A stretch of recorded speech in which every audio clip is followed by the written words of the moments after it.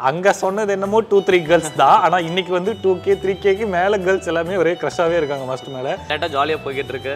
But நல்லா இருக்கு இந்த ஃபீல். வெக்கமா இருந்தா கொஞ்சம் நல்லா இருக்கு. நான் இது எதுவும் எதிர்பார்க்கல. இது இப்போ தானா நடந்தது தான்.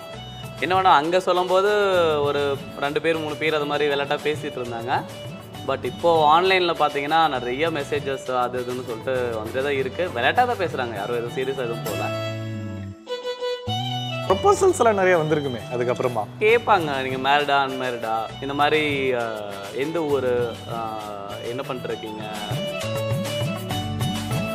ஒரு பிளேயராக இருந்தேன் இல்லையா, அது வரைக்கும் ரொம்ப நல்லா இருந்தது. ஒன்ஸ் நான் அது எல்லாத்தையும் விட்டுட்டு பணம் சம்பாதிக்கணும் அப்படின்னு நான் இறங்கின உடனே என்னுடைய லைஃபே வந்துட்டு தலைகளாக ஆரம்பிச்சிருச்சு. ஒபீஸ் ஆகிட்டு ரொம்ப ஃபேட் போட்டுட்டேன். தென் லேட் நைட் ஒர்க்கு, ஒரு மாதிரி மென்டலி ஸ்ட்ரெஸ்ஸு. எனக்கு அந்த வாழ்க்கை வேணாம் அப்படின்னு ஒரு தருணத்தில் முடிவு பண்ணுறேன். இன்கேஸ் அங்கேருந்து குவிட் பண்ணிட்டு, அது குவிட் பண்ணதுக்கப்புறமும் ரொம்ப கஷ்டம். ஏன்னா வேலை இல்லை இல்லையா, சென்னையில் வேலை இல்லைன்னு உங்களுக்கே தெரியும் இல்லையா.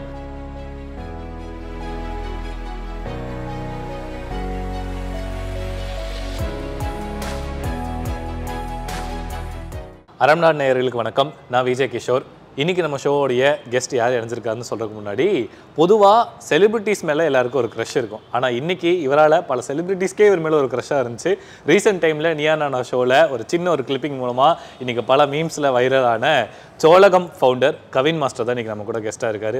மாஸ்டர் வணக்கம். வணக்கம், எப்படி இருக்கீங்க? நல்லா இருக்கேன். சரி, ஓகே. எப்படியோ இந்த இன்ஸ்டாகிராமெல்லாம் ஓப்பன் பண்ணாலே எல்லாமே இன்றைக்கி நீங்கள் தான் ஃபுல் அண்ட் ஃபுல் வைரல் ஆகிட்டு இருக்கீங்க. அங்கே சொன்னது என்னமோ 2-3 கேர்ள்ஸ் தான். ஆனால் இன்றைக்கி வந்து 2K 3Kக்கு மேலே கேர்ள்ஸ் எல்லாமே ஒரே கிரஷாவே இருக்காங்க மாஸ்டர் மேலே. ஸோ எப்படி இருக்குது இந்த வைரல் ஆகினதுக்கு அப்புறமா அந்த ஃபீலிங்? இல்லை, நான் இது எதுவும் எதிர்பார்க்கல. இது இப்போ தானாக நடந்தது தான். என்ன வேணா அங்கே சொல்லும்போது ஒரு 2 பேர் 3 பேர் அது மாதிரி விளையாட்டா பேசிகிட்டு இருந்தாங்க. பட் இப்போது ஆன்லைனில் பார்த்தீங்கன்னா நிறைய மெசேஜஸ் அது இதுன்னு சொல்லிட்டு வந்துட்டு தான் இருக்குது. விளையாட்டாக தான் பேசுகிறாங்க, யாரும் எதுவும் சீரியஸாக எதுவும் போகல. சும்மா விளையாட்டாக ஜாலியாக போய்கிட்டு இருக்கு. பட் நல்லா இருக்குது இந்த ஃபீல். வெக்கமாக இருந்தாலும் கொஞ்சம் நல்லா இருக்கு. அங்கே பட்டு அதே வெக்கத்தை தான் இங்கேயும் திருப்பி இருக்கிறேன். அந்த வெக்கத்துக்கு அப்புறமா தான் ரிசல்ட் நிறைய ப்ரொபோசல்ஸ் எல்லாம் நிறைய வந்திருக்குமே அதுக்கப்புறமா. ப்ரப்போசல்ஸ்ன்ட்டு இல்லை, சும்மா கேட்பாங்க, நீங்கள் மேரிடா அன்மேரிடா, இந்த மாதிரி எந்த ஊர், என்ன பண்ணிட்டுருக்கீங்க, சும்மா ஜென்ரலான கொஸ்டின்ஸ் தான். சும்மா சீரியஸாக பேசுகிறதுன்ட்டு யாரும் ஒன்றும் அவ்வளோக்கா இல்லை. மற்றபடி வாய்ப்புகள் நிறையா இந்த கிளாஸஸ்க்காக என்கொயரி வந்துட்டுருக்கு. அது மாதிரி நிறையா போயிட்டுருக்கு. உங்களுக்கு பிஸ்னஸ் ரீதியாக ஓரளவுக்கு தான் பர்ஃபெக்டாக இருக்கா? ஆமாம், இல்லை கற்றுக்கிறதுக்கு, அதாவது தமிழர் கலைகளை வந்துட்டு கற்றுக்கணுன்னு ஒரு ஆசை நிறைய பேருக்கு வந்திருக்கு. முக்கியமாக கரலாக்கட்டை மேலே ஒரு பெரிய ஆர்வம் வந்திருக்கு. அதே மாதிரி சிலம்பம் மேலே ஒரு ஆர்வம் வந்திருக்கு. ஸோ இங்கே நான் எல்லாமே கற்றுக் கொடுக்கறதுனால வந்துட்டு நிறைய அதுக்கான என்கொயரிஸ் நிறையா வருது. எனக்கான வாய்ப்புகளும் தேடி வந்துட்டுருக்காங்க. ஸோ பொதுவாக இன்றைக்கி இருக்க டிஜிட்டல் இந்த வேர்ல்டில் வந்து வைரல் ஆனா அப்படிங்கிறது வந்து 2 பெர்ஸ்பெக்டிவில் எடுத்துக்கலாம். ஒன்று வந்து பாசிட்டிவ், இன்னொன்று நெகட்டிவ். இந்த வைரல் ஆனதுக்கப்புறமா நீங்கள் ஃபேஸ் பண்ண அந்த பாசிட்டிவான விஷயங்கள் என்ன, நெகட்டிவ் என்ன? பாசிட்டிவான விஷயம் பார்த்திங்கன்னா வந்துட்டு நிறைய பேர் பேசாமல், ஏன்னா நம்ம என்ன பண்ணுறோன்னு நிறைய பேருக்கு தெரியாது. ஒன்று அது முதல்ல தெரிய வந்துச்சு. நான் வந்துட்டு முதல்ல சிலம்பம் கரலாக்கட்டை பண்ணுறேன், நிறைய பேருக்கு தெரியாது. நான் 15 வருஷம் இந்த ஃபீல்டில் தான் இருக்கேன். பட் நிறைய பேருக்கு அந்த ஒரு ஐடியாவே இல்லை. இப்போ அது நிறைய பேர் தெரிய வந்தது. அதன் மூலயமா நிறைய வாழ்த்துக்களும் நிறையா வந்தது. அதே மாதிரி என்னை ஏளனமாக பேசினவங்க கூட வந்துட்டு இப்போ நம்மக்கிட்ட வந்து நல்லா பேசுகிறாங்க. அது ஒரு நல்ல ஒரு இது. நெகட்டிவ்ன்ட்டு இல்லை, சும்மா வீட்டில் வேணால் திட்டு, எதுக்கு தேவையில்லாமல் அந்த பொண்ணுகிட்ட அப்படி பேசி அது மாதிரிலாம் பைக்கு கொடுப்பேன் மாப்பிள்ள அப்படி சொல்லலாம் வந்துச்சு. அவ்வளோதான். மற்றபடியெல்லாம் பெரிய நெகட்டிவ் எல்லாம் எனக்கு எதுவும் வரல. ஓகே. இப்போ 15 வருஷமாக அந்த ஃபீல்டில் இருக்கீங்க அப்படின்னு சொன்னீங்க. 15 இயர்ஸ்க்கு முன்னாடி எடுத்து பார்த்தோம் அப்படின்னா நீங்கள் ஒரு ஆக்மார்க் கார்பரேட் எம்ப்ளாய். ஸோ அந்த கார்பரேட் டு மார்ஷியல் ஆர்ட்ஸ் அந்த ஜேர்னி எங்கே தொடங்குச்சு அண்ட் எப்படி தொடங்குச்சு, எப்படி அந்த மார்ஷியல் ஆர்ட்ஸ் மேலே இருக்கிற அந்த ஒரு லவ் வந்துச்சு? ஓகே, 15 இயர்ஸ்க்கு முன்னாடி இல்லை, நான் அப்போ ஒரு சின்ன வயசுலேருந்து நான் சிலம்பம் பண்ணிகிட்டு இருக்கேன். தென் காலேஜ்க்கு அப்புறமா அடிமுறை, குத்துவரிசை, எடுத்தடி, மல்லு, இளவட்டக்கல் பயிற்சி, கரலாக்கட்டை மேலே பண்ணிகிட்டு இருந்தேன். சென்னை வந்ததுக்கப்புறம் தான் நிறைய கலைகள் இன்னும் அதாவது இங்கிலீஷ் ஆர்ட்ஸ்லாம் நிறைய கற்றுக்கிட்டு இருந்தேன். ஐடியில் தான் ஒர்க் பண்ணிகிட்டு இருந்தேன். ஃபஸ்ட் நான் காலேஜ் முடிச்சதுமே ஐடிபி கம்ப்யூட்டர் இன்ஜினியரிங் முடிச்சிருந்தேன். நான் இன்ஜினியரிங் முடிச்சுட்டு நான் பிளேஸ்மெண்ட் ஆகிட்டு அங்கேருந்தே நான் ஐடியில் சென்னையில் ஒர்க் பண்ணிகிட்டு இருந்தேன். அது வரைக்கும் எனக்கு வந்து ஐடியா சொல்லித்தர வேண்டிய ஐடியா கிடையாது. அப்போது என்னுடைய ஹெல்த் வைஸ் நானே என்னை இழந்துட்டேன். மென்டலி எனக்கு வந்துட்டு ஒரு ஸ்டேபிளான மைண்ட் செட் இல்லை. ஸோ இது மாதிரி எல்லா விஷயங்களுமே என்னை ஒரு கன்ஃபியூஸ் ஸ்டேஜுக்கு கொண்டு போயிடுச்சு. யார் நம்ம என்ன பண்ணிகிட்டு இருக்கோம்? ஏன்னா அதுக்கு முன்னாடி வரைக்கும் மேட்ச் போயிட்டு இருந்தேன். நிறைய விஷயங்கள் நான் ஒரு பிளேயராக இருந்தேன் இல்லையா, அது வரைக்கும் ரொம்ப நல்லா இருந்தது. ஒன்ஸ் நான் அது எல்லாத்தையும் விட்டுட்டு பணம் சம்பாதிக்கணும் அப்படின்னு நான் இறங்கின உடனே என்னுடைய லைஃபே வந்துட்டு தலைகளாக ஆரம்பிச்சிருச்சு. ஒபீஸ் ஆகிட்டு ரொம்ப ஃபேட் போட்டுட்டேன். தென் லேட் நைட் ஒர்க்கு, ஒரு மாதிரி மென்டலி ஸ்ட்ரெஸ்ஸு, பணம் சம்பாதிக்குங்கிற ஒரு எய்ம் வந்துட்டு என்ன ஆயிடுச்சுன்னா பணத்து மேலே ஒரு ஆசை, அதெல்லாம் எனக்கு பிடிக்காம எப்பயுமே அதை பற்றி யோசிக்காது. ஏன்னா பிளேயராக இருக்கிற வரைக்கும் ஒரு ஜாலியாக எனக்கு என்னுடைய மாஸ்டர் தான் காசு போட்டு என்னை மேட்ச்க்கெல்லாம் கூப்பிட்டு போவாங்க. அந்த மாதிரி இருந்த ஒரு வருமானம், பணத்தோட இதுவே தெரியாது. தென் இங்கே வந்ததையும் பணத்து மேலே ஒரு ஈர்ப்பு, தென் நிறையா சொசைட்டிக்காக நிறையா நம்ம மாற்றிக்கணும் அப்படிலாம் மாறும்பொழுது தான் எனக்கு அந்த வாழ்க்கை வேணாம் அப்படின்னு ஒரு தருணத்தில் முடிவு பண்ணுறேன். இன்கேஸ் அங்கேருந்து குவிட் பண்ணிட்டு, அது குவிட் பண்ணதுக்கப்புறமும் ரொம்ப கஷ்டம். ஏன்னா வேலை இல்லை இல்லையா, சென்னையில் வேலை இல்லைன்னா உங்களுக்கே தெரியும் இல்லையா, அது ரொம்ப நம்மளோட இளைஞர்கள் எல்லா பேருமே அப்படி தான் ஒரு கஷ்டப்பட்டுட்டு இருப்பாங்க. வேலை இல்லாததுங்கிற ஒரு கொடுமையை அனுபவிச்சதுக்கு அப்புறம் தான் நம்மக்கிட்டே ஒரு கலை இருக்குல்ல. ஏன்னா நான் அதுக்கு முன்னாடியே நான் ஏஷியன் இன்டர்நேஷ்னல் லெவலுக்கு நான் மெடல் பண்ணியிருந்தேன். அது ஏன் நம்ம வச்சுட்டு சும்மா இருக்கணுங்கும் போது என்னுடைய ஆசனை நீங்கள் போய் சொல்லிக் கொடுங்க அப்படின்னு சொல்லிட்டு எனக்கு ஒரு 10 வருஷம் அவங்க கற்றுக்கிறதுக்கு அப்புறம் தான் அவங்க வந்துட்டு அந்த ஒரு வாக்கு கொடுப்பாங்க, ஆசனை ஆகுங்கன்னு சொல்லிட்டு. அப்புறம் நான் அதுக்கப்புறம் கற்றுக் கொடுக்க ஆரம்பித்து ஒரு லெவலுக்கு வந்து இப்போ இந்த ஸ்டேஜில் நின்றுட்டுருக்கேன். பட் அதுக்கும் இதுக்கும் டிராஸ்டிக்கான சேஞ்ச் தான். அப்போ வரைக்கும் எனக்கு யாரும் தெரியாது, எனக்கு யாருமே கவின்னால ஒரு பெருசாக தெரியாது. இப்போது நல்ல ஒரு வளர்ச்சி. அது பெண்களுக்கும் மெயினாக நிறைய பேருக்கு தெரிய ஆரம்பிச்சிருச்சு. ஒரு மாஸ்டர் அந்த இதில் மாஸ்டர் எந்த ஏஜ்லேருந்து கற்றுக்க ஆரம்பிச்சிங்க? உங்களுக்கு ஒரு ஆசான் இருப்பாங்க. ஆமாம், அவங்களுக்கு எனக்கு நான் கற்றுக்கிட்டது பார்த்தீங்கன்னா ஸ்கூல்ஸில் இருந்தே நான் சிலம்பம் பண்ணிகிட்டு இருந்தேன். பட் ப்ராப்பரான சிலம்பம், ப்ராப்பரான மார்ஷியல் ஆர்ட் அப்படின்னு பார்த்தீங்கன்னா நான் காலேஜ் ஆகி ஒரு ஏஜ் நல்லா ஒரு 16, 17 நான் காலேஜ் வரும்போது 12th முடிச்சுட்டு என்ட்ரு ஆகும்போது தான் எனக்கு ப்ராப்பரான மார்ஷியல் ஆர்டிஸ்டோட கைடன்ஸ் கிடச்சிது.